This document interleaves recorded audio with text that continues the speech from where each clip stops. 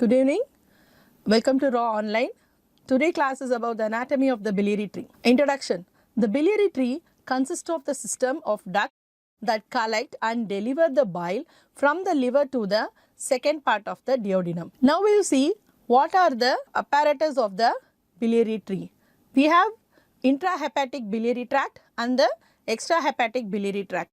What are the components of the intrahepatic biliary tract? The bile duct tubes that join to form the segmental duct. These segmental ducts merge to form the right and left hepatic duct close to the porta hepatis. So this is the picture showing both the intrahepatic and the extrahepatic biliary tree. Now we will see what is the extrahepatic biliary tract. The extrahepatic segment of the right and the left hepatic ducts, the common hepatic duct and the cystic duct and gallbladder and common bile duct. All these are the components of the extrahepatic biliary tract. So this is the gallbladder, we have the common hepatic duct and we have cystic duct and then we have the common bile duct. These are the components of the extrahepatic biliary tract. Next we will see what are the extrahepatic biliary tree. The right and the left hepatic duct which unites to form the common bile duct, common hepatic duct, and then we have the gallbladder and the cystic duct and the common bile duct.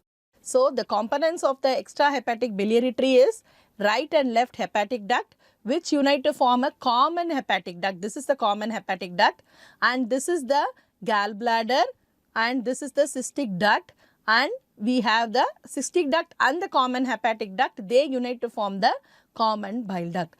Now we will see what are the in detail the components of the extrahepatic biliary tree. The right and the left hepatic duct. The right and the left hepatic duct merge at the porta hepatis from the right and the left lobes of the liver. Okay, this is a right hepatic duct and this is the left hepatic duct. The arrangement of the structures at the porta hepatis from behind forwards is branches of the portal vein, proper porta hepatic artery, and then we have the hepatic duct. Once again I say the arrangement of the structures at the porta hepatis from behind forward is branches of the portal vein, proper hepatic artery and then hepatic duct. So these two unite to form the common hepatic duct, the right hepatic duct and the left hepatic duct. Common hepatic duct. It is formed, as I said, it is formed by this is the common hepatic duct. So this is formed by the union of the right and the left hepatic duct near the right end of the porta hepatis. It runs downwards about 3 cm and joined at its right side at an acute angle by the cystic duct to form the common bile duct. So this is the cystic duct from the gallbladder and this is the common hepatic duct. Now we will see what is gallbladder. The gallbladder is a pear-shaped organ which is situated obliquely in a non-peritoneal fossa on the undersurface of the right lobe of the liver. So you see here, this is the gallbladder which is a pear-shaped structure which is situated obliquely in a non-peritoneal fossa on the undersurface of the right lobe of the liver. It extends from the right end of the porta hepatis to the inferior border of the liver. What is the length of this gallbladder? It is about 7 to 10 cm and 3 cm broad at the widest part. And what is the capacity? The capacity is about 30 to 50 ml. Now we will see what are the parts of the gallbladder. This is a picture showing the parts of the gallbladder. So this is the neck of the gallbladder and this is the body of the gallbladder and this is the fundus of the gallbladder. So the parts of the gallbladder are the neck, the body or the corpus of the gallbladder, and then we have the fundus of the gallbladder. What is fundus? The lower expanded free end of the gallbladder is the fundus of the gallbladder.